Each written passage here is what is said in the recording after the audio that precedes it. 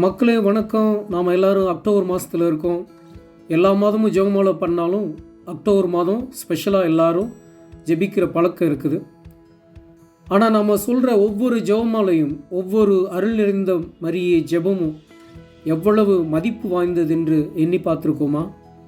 அது வெறும் வார்த்தைகள் தானா? இல்லை வழக்கமாக சொல்கிற ஜெபத்தில் அதுவும் ஒன்றா? இல்லை, அது நம்முடைய மீட்புக்காக மிகப்பெரிய செல்வத்தை குவிக்கும் ஒரு செயல்முறை. இன்றைக்கி நாம் புனித ஜெத்ரூத்தம்மாள் வாழ்க்கையில் நடந்த ஒரு அற்புதமான அனுபவத்தை நாம் தெரிந்து கொள்வோம்.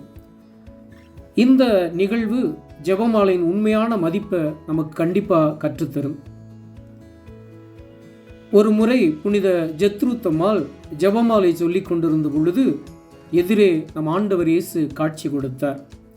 அந்த காட்சியிலே புனித ஜெத்ரூத்தம்மாள் அவர்கள் ஒரு அருள் நிறைந்த மரியே ஜெபத்தை சொல்லியதும் இயேசுவினுடைய கையிலே ஒரு பொற்காசு விழுகின்றது.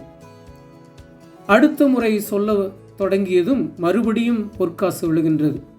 இப்படி புனித ஜெத்ரூத்தம்மாள் ஒவ்வொரு முறையும் அருள் நிறைந்த மரியே ஜெபத்தை சொல்ல சொல்ல இயேசுவினுடைய கரங்களில் பொற்காசுகள் கூடிக்கொண்டே சென்றதாம். அதை கவனித்து பார்த்த புனித ஜெத்ரூத்தம்மாள் இயேசுவை பார்த்து, ஆண்டவரே, என்ன இது? எதற்காக இவ்வளவு பொற்காசுகள் உங்கள் கரத்திலே விழுகின்றன என்று கேட்டபொழுது இயேசு இப்படி பதில் சொன்னாராம். மகளே, நீ சொல்லும் ஒவ்வொரு அருள் நிறைந்த மரியே ஜெபமும் என்னுடைய கரத்தில் தங்க காசுகளாக மாற்றம் பெறுகின்றன. நீ மரித்த பின்பு பரலோகத்திற்கு நீ சென்றடைய இந்த தங்க காசுகள் உன்னுடைய ஆன்மீக செலவுக்கு பயன்படும் என்று சொன்னாராம். நண்பர்களே, இந்த அற்புதமான காட்சி நமக்கு என்ன சொல்கிறது என்றால், நாம் ஜெபிக்கிற ஒவ்வொரு அருள் நிறை மந்திரமும், நாம் சொல்லும் ஒவ்வொரு ஜெபமாலையும் வெறும் வார்த்தைகள் அல்ல, மாறாக விண்ணகத்திலே நம்முடைய வங்கி கணக்கிலே டெபாசிட் செய்யப்படும் பொற்காசுகள் அவை. கடைசி நாளில் நாம் விண்ணகத்தின் வாசலில் நிற்கிற பொழுது இந்த உலகத்திலே நாம் செய்த தவறுகள், பாவங்கள் உள்ளே செல்ல விடாமல் நம்மை தடுக்கலாம். ஆனால் நாம் ஜெபமாலை செய்து செய்து செய்து குவித்திருக்கிற இந்த ஆன்மீக செல்வம், இந்த பொற்காசுகள் நமது மீட்புக்கான பாலமாகவோ நம்மை தூய்மைப்படுத்தும் நெருப்பாகவோ பயன்படும். ஜெபிக்கிற பிள்ளைகளுக்கு, ஜெபமாலை ஜெபிக்கிற பிள்ளைகளுக்கு அன்னை மரியாள் எப்பொழுதுமே தன்னுடைய அன்பு திருமகனிடம் பரிந்துரை செய்து கொண்டே இருப்பாள். அதனால் நமது ஜெப வாழ்க்கையை எப்பொழுதுமே உற்சாகத்தோடு நம்பிக்கையோடு தொடருவோம். இன்னும் சிறப்பாக இந்த அக்டோபர் மாதத்தில் எப்பொழுதெல்லாம் வாய்ப்பு கிடைக்கிறதோ அப்பொழுதெல்லாம் ஜெபமாலை ஜெபிப்போம். ஒவ்வொரு அருள் நிறைந்த மரியே மந்திரமும் நாம் விண்ணகம் செல்வதற்கான ஒரு பாதை என்பதை நினைவில் இருத்துவோம்.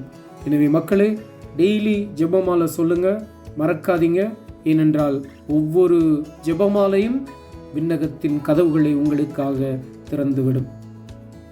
புனித மான்ஃபோர்ட் அவர்கள் மிக அருமையாக சொல்லுவார், ஜெபமாலையை தக்க விதமாய் ஜெபிக்கிறவன் ஒருபோதும் சேதமாக மாட்டான்.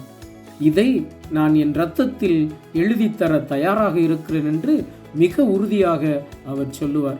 திருச்சபையில் பல்வேறு துறவற சபைகளை தோற்றுவித்த பல புனிதர்கள் அருட்சகோதரிகளிடத்திலும் குருக்களிடத்திலும் கேட்டுக்கொண்டது இந்த முக்கியமான காரியம்தான், ஜெபமாலை ஜெபிக்கும்படியாக. உங்களுடைய குடும்பம் பிரிந்திருக்கிறதா? ஜெபமாலை சொல்லுங்கள். நீங்கள் கஷ்டத்தில் இருக்கிறீர்களா? ஜெபமாலை சொல்லுங்கள். என்ன செய்ய வேண்டும் என்று தெரியாமல் மனக்குழப்பத்தோடு வாழ்ந்து கொண்டிருக்கிறீர்களா? ஜெபமாலை ஜெபியுங்கள். பாத்திமாவிலே அன்னையிடம் காட்சி பெற்ற அருள் சகோதரி லூசியா அவர்கள் சொல்லுவார்கள், ஜெபமாலை மூலம் நாம் எதையும் அடையலாம், எதையும் சாதிக்கலாம் என்று அவர்கள் சொல்வார்கள். அன்னை மரியாளின் பரிந்துரை ஜெபம் உங்களை பாதுகாக்கட்டும். மரியே வாழ்க.